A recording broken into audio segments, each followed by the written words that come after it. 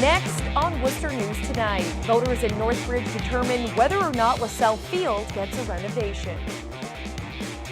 Plus, support for public safety. Voters in Charlton to answer the call and approve a new facility for the town's police and fire departments.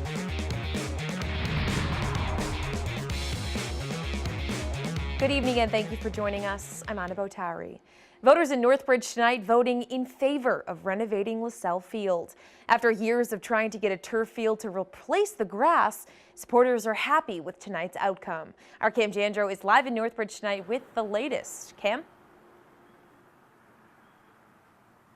Anna, community members tried getting a new field back in 2012, but it failed. That wasn't the case tonight. It passed, and it passed big, 934 to 561. Lasell Field will, in fact, see some renovations. Earlier today, we spoke to some of the supporters. Tim Labrie is a big advocate for Northbridge's Lasell Field. He says it's time for the residents to support improvements for the town landmark. One, it's a memorial field. Two, for a veteran who gave his life in war. Two, it's a centerpiece of our community. Tuesday, voters cast ballots to decide the fate of the $2.78 million debt exclusion. It would fund renovations to the field.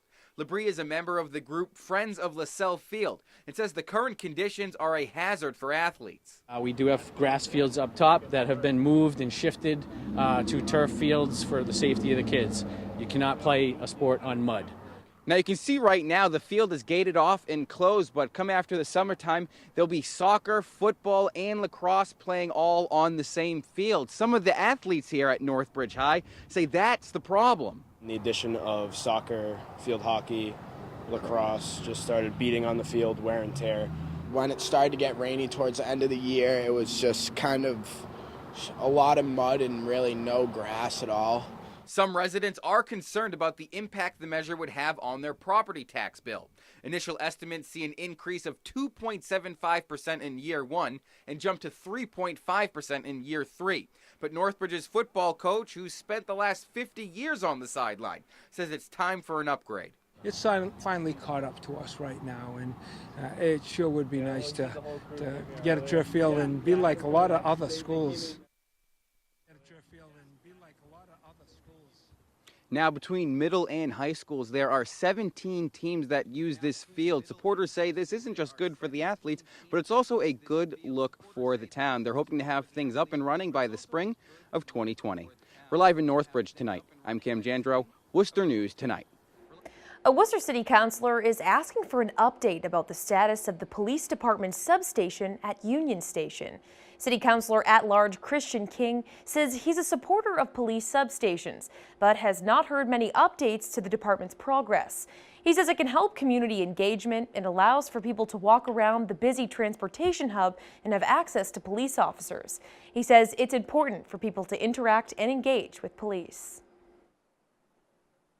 I've heard and I've seen from constituents, and I've seen myself that, sometimes there's not a lot of activity there, and really want to find out, where the barriers are at this point. Administration was clear that it's not fully up and running. There's some build out needs to occur, and I think as a council we should be appraised of, what the status is and what we're moving towards. The substation first announced its opening in March of 2018.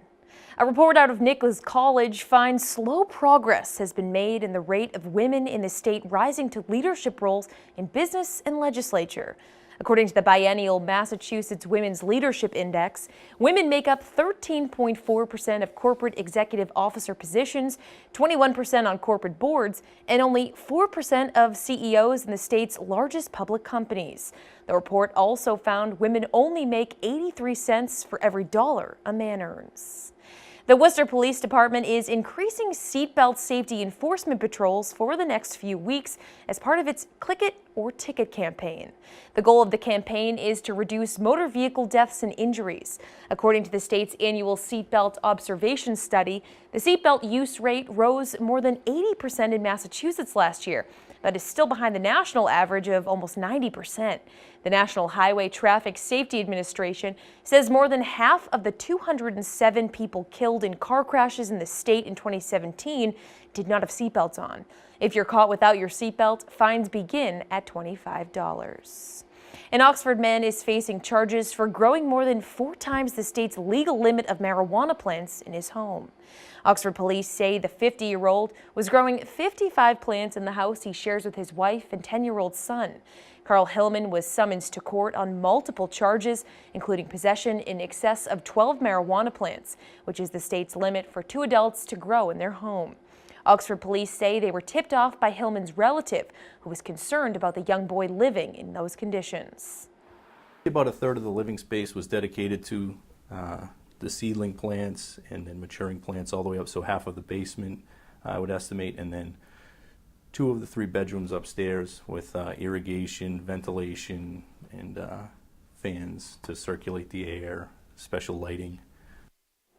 Hillman was released on personal recognizance after his arraignment and is due back in court in June. While staying in Oxford, police are looking for the owner of this 1970s revolver. They say it was found in the French River Saturday by a worker clearing trees and brush from a dam. Police say although it is significantly rusted, they were able to read part of the serial number.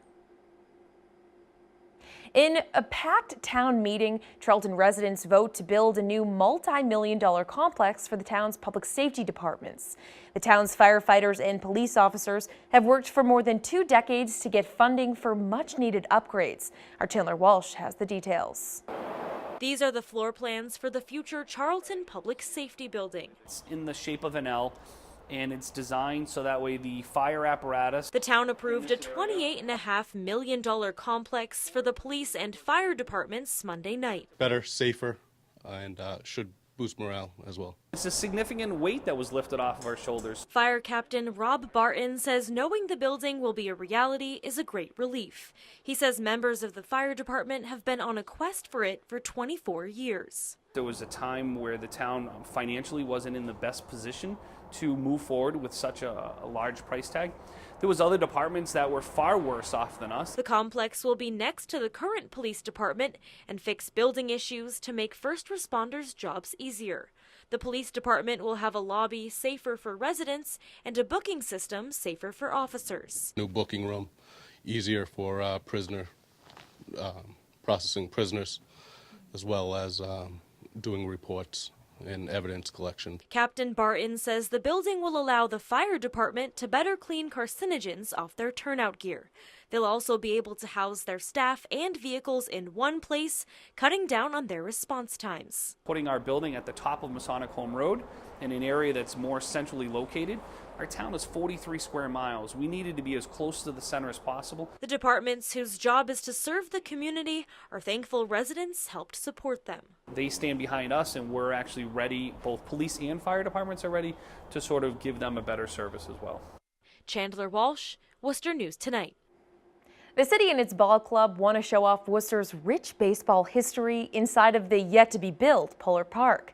A museum there would give people a chance to learn more about the city's roots. And a local auctioneer might have a few valuable items to share. Our Brittany Schaefer has those details.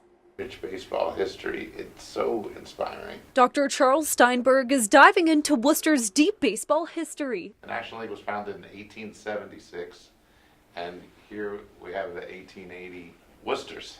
The president of the Pawtucket Red Sox got a close look at some of the city's historic baseball artifacts Tuesday. The goal is for items like these to be on display in Polar Park. Take you back to 1880, take you into the early part of the 20th century, and give you some ideas for how to continue that thread in 2021 at Polar Park and for generations to come.